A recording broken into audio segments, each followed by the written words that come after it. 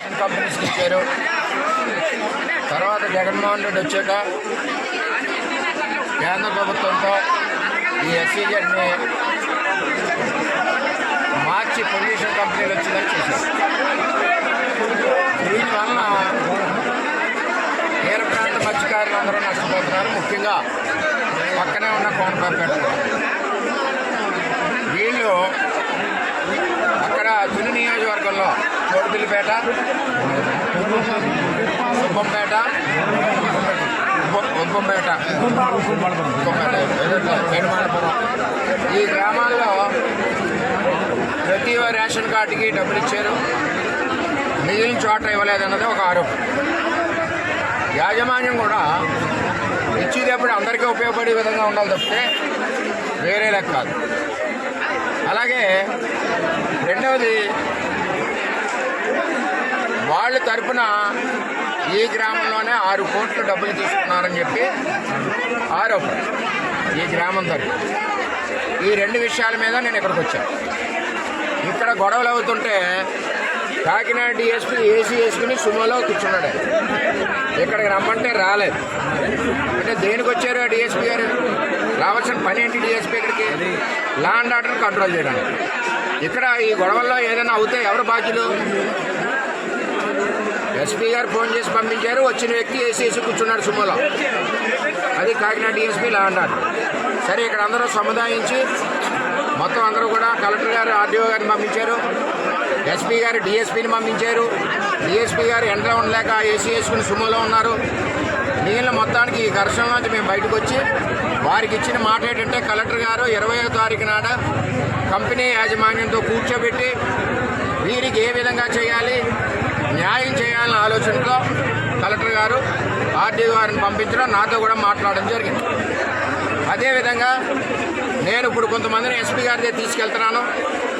SP గారి దగ్గర తీసుకెళ్ళిన తర్వాత ఏదైతే 5 కోట్లు 6 కోట్లు తీసుకున్నారన్న ఆరోపణ ఉందో, ఆరోపణ మీద ఎంక్వైరీకి చేయించడానికి SP గారి దగ్గర తీసుకెళ్తాం. SP గారి దగ్గర తీసుకెళ్ళడానికి కారణం ఏంటి? SP గారు పంపించిన DSP AC వేసుకుని సుమోలో కూర్చున్నాడు, కింద దిగట్లేదు. మేము కౌరంపించాం, CIలు చెప్పాడు, SIలు చెప్పాడు, వారు దిగలేదు. తప్పే లేదు, వారి డ్యూటీ అది, వారు ఆ విధంగా పనిచేస్తున్నారు. SP గారు DSPని పంపించారు, కలెక్టర్ గారు RDOని పంపించారు. RDO ఇక్కడ ఆల్రెడీ కలెక్టర్ గారు చెప్పిన మెసేజ్ చెప్పారు.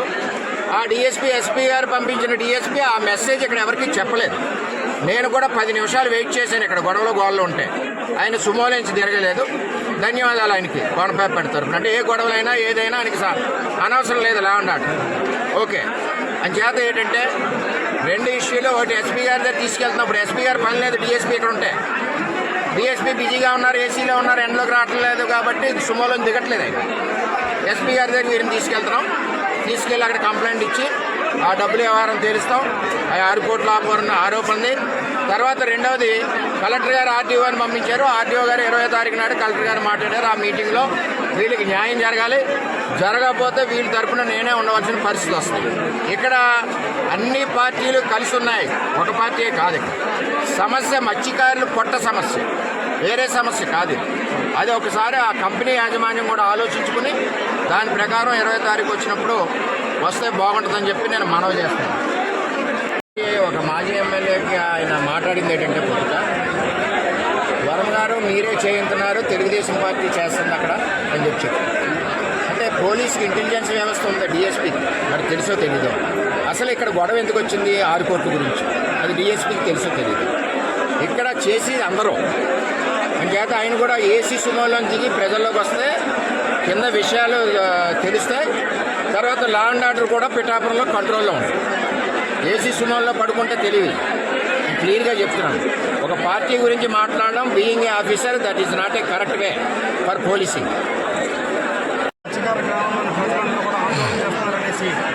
దృష్టికి వచ్చినట్టే జరిగింది.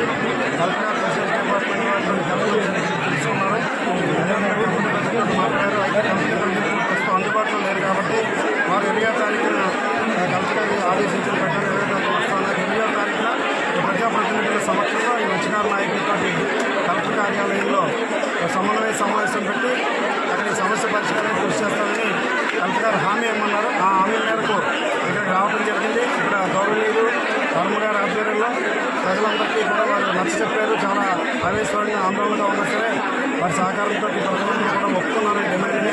20వ తారీఖున ఈ మత్స్యకార సమస్యలన్నింటినీ కూడా అరవింద ఫార్మతో ఉన్నటువంటి కంపెనీ సమస్యలన్నింటినీ కూడా